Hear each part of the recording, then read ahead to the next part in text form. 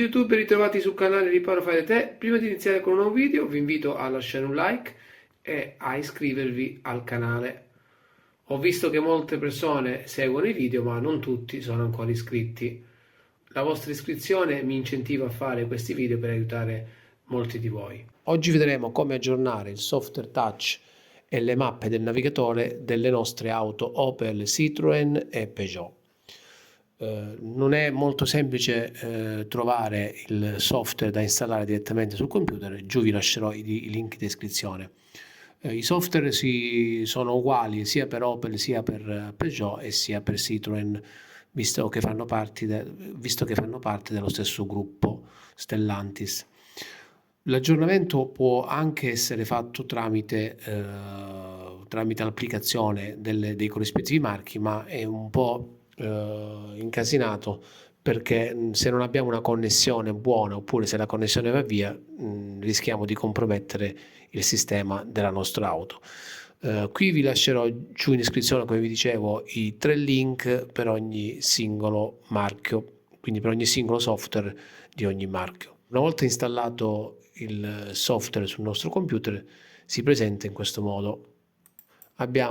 Qui dobbiamo inserire il numero di identificazione del veicolo che trovate sul libretto di circolazione, e dove c'è scritto il nome del veicolo inserite il nome del vostro veicolo. In questo caso io sto aggiornando una Grandland X, faccio seleziona, mi trova 2 software, il software del touchscreen e la cartografia. Io aggiornerò in questo momento solo la cartografia. Una volta selezionato l'aggiornamento che vogliamo effettuare, diamo OK e attendiamo il download del file.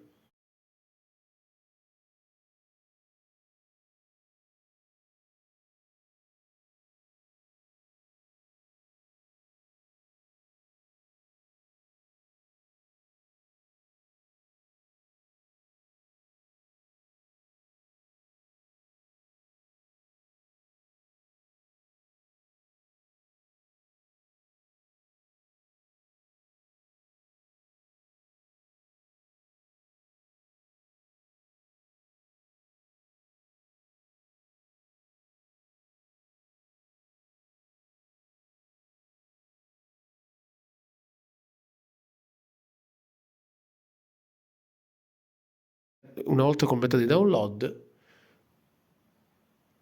possiamo inserire la chiavetta USB che verrà formattata in FAT32. Quindi attenzione, se avete del materiale all'interno verrà cancellato per sempre. Fate continua. Io ho già inserito la mia chiavetta USB, seleziono la sorgente, in questo caso è D, metto il flag su sì, ho capito, e faccio continua.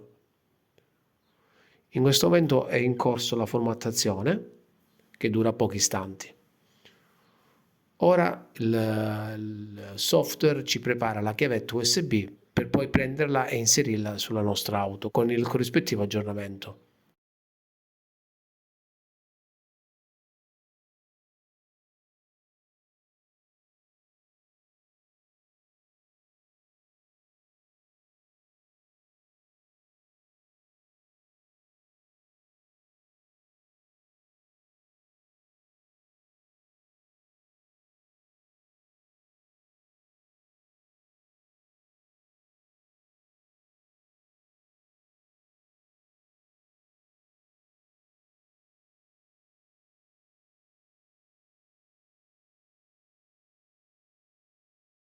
Una volta terminato la copia dei file sul nostro dispositivo, possiamo premere OK e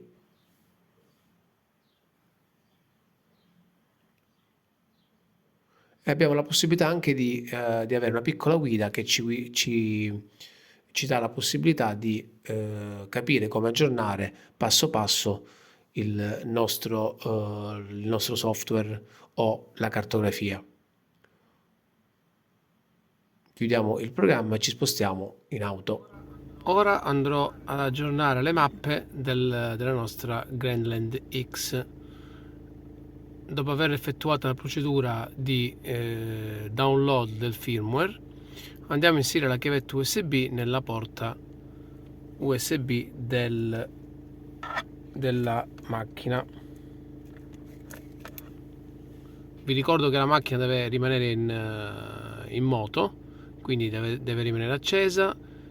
Disattivate l'eco sul dispositivo. Ecco, ci darà un errore media, voi ignorate. Ecco qui. Allora, dopo aver tolto quell'errore, diamo l'ok e diamo la conferma sull'aggiornamento delle mappe. Diamo conferma, selezioniamo la mappa, clicchiamo su installa.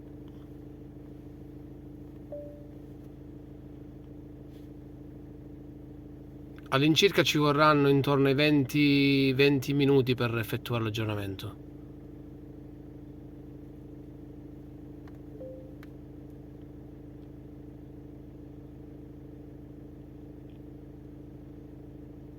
Ecco, si è appena avviato l'aggiornamento, attendiamo il completamento fino al 100%.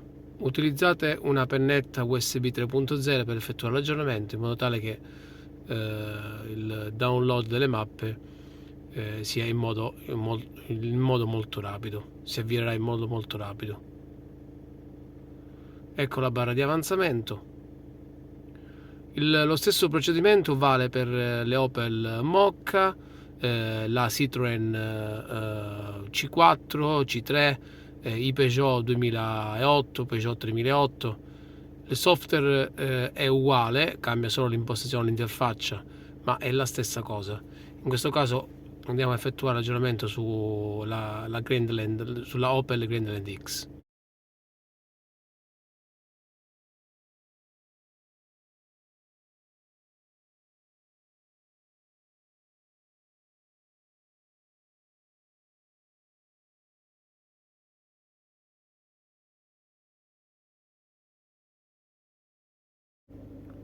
Eccoci arrivati alla fine dell'aggiornamento, manca pochissimo. L'aggiornamento è di circa 9 giga, quindi la chiavetta USB da utilizzare deve essere almeno di 16.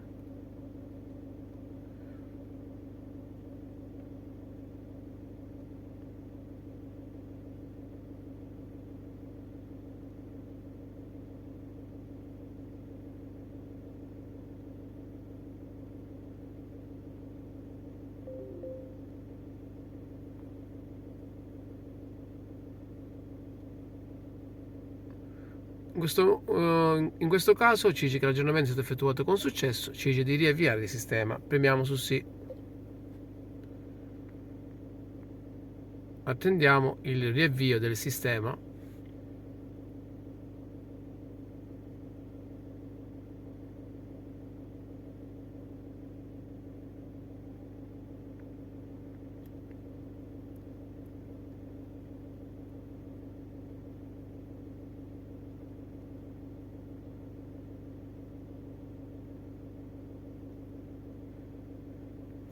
Ecco qui, mappa aggiornata con successo. Possiamo ora in questo momento estrarre la chiavetta USB e andare a verificare sul navigatore l'aggiornamento. Attendiamo il caricamento del modulo in corso. Ecco qui, aggiornamento riuscito con successo. Se vi è piaciuto il video lasciate un like, iscrivetevi al canale e ci vediamo al prossimo tutorial.